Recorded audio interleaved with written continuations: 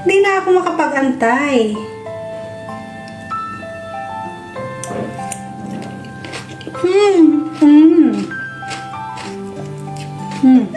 Today, gagawa tayo ng kimchi!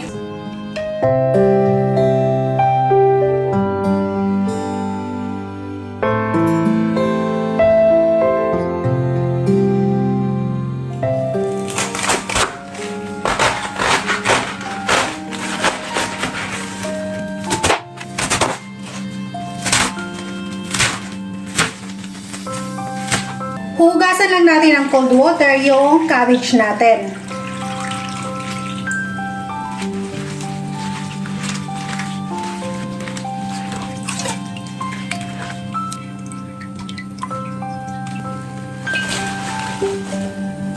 Budburan lang natin ng asin yung cabbage natin. Tapos lamasin natin ng konti.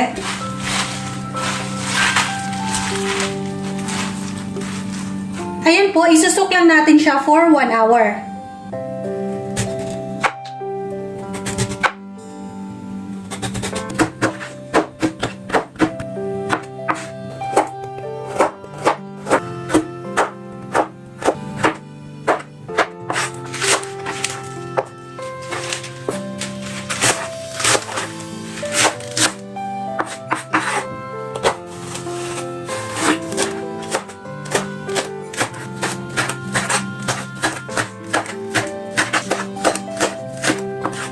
Kailangan din natin ng garlic, ginger, and onion.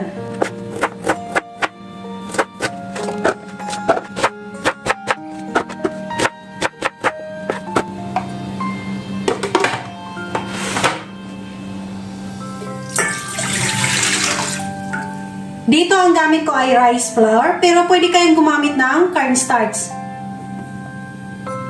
At sa brown sugar naman, kung wala, pwede rin ang white sugar. Dissolve lang natin hanggat wala na po siyang lumps. Lulutuin lang natin siya sa mahinang apoy. Lulutuin natin hanggat sa lumapot.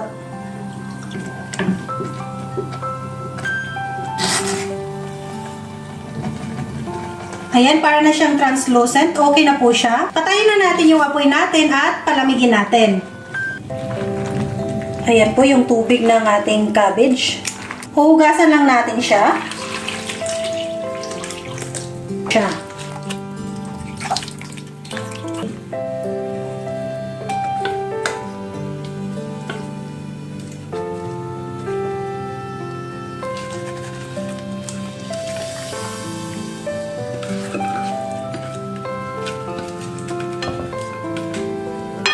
I-add natin ang ating chili powder.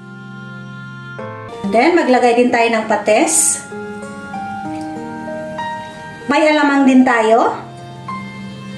Maglagay po ako ng lemon, pero optional lamang to para lang po mabawasan yung amoy ng ating patis. At saka, of course, dagdag flavor. Maglagay din tayo ng asin.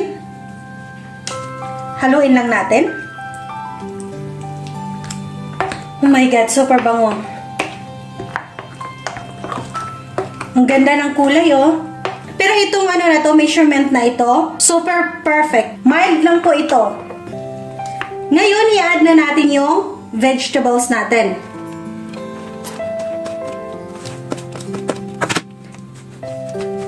Medyo malapot lang po sa una yung kimchi natin, which is normal, kasi pag ito po ay nabuburo na, medyo maano po siya maglulus kasi po yung katas ng ating vegetables, especially from the radish, magano po siya, magsasabaw po siya ng konti. Pero hindi naman to, hindi to tinula ha, kimchi. Hindi ito tinula, kimchi.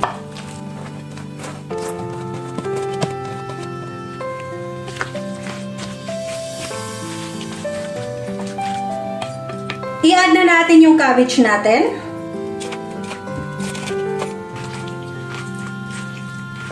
Yan, sa paggawa ng kimchi, napakadali lang po. Super bilis at super sarap ang kimchi.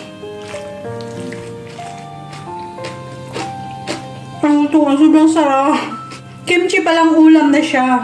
Pwede na talaga siyang ulam.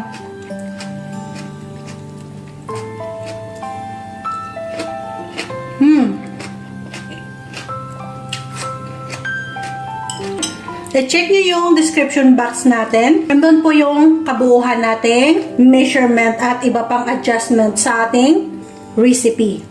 Ipipress lang natin ng konti or itatap natin ganyan para make sure na walang hanging nakapasok. After nating matakpan ng ating mga kimchi, hayaan lang muna natin siya dito sa ating kitchen counter o wag mo muna nating direct ipasok sa fridge natin, pero pwede naman siya ipasok direct. Pero kasi ang purpose ko, iano muna natin siya, hayaan muna natin siya mag-ferment sa labas para talaga lalo siyang sumasarap. And then, that's the time ipasok natin sa fridge natin. After few hours dito sa kitchen na piniferment natin yung kimchi natin, titingnan natin. Wow! Ayan, kung kanina malapot, ngayon, ayan, watery na siya kasi lumalabas na yung juice doon sa radish at saka sa iba pa nating vegetables. Kung napapansin nyo, nagbabubbles-bubbles siya kasi nga, nag-start na siya sa fermentation. Dapat nakasubmerge talaga yung kimchi natin. Ayan, takpan lang natin siya at ipapasok na natin doon sa fridge natin at continue na siya magpe-ferment. At of course, pwede siyang lantakan araw-araw. Yan lang ang gandahan sa kimchi. As time goes by, mas lalo siyang sasarap. Siyempre, nabuburo siya. Pero, pwede din siyang kainin fresh. Ayan. Ayan, i-chill na natin at meron na tayong stock ng kimchi araw-araw. Don't forget to like and share. And of course, subscribe and hit the notification bell para lagi kayong updated sa ating mga videos.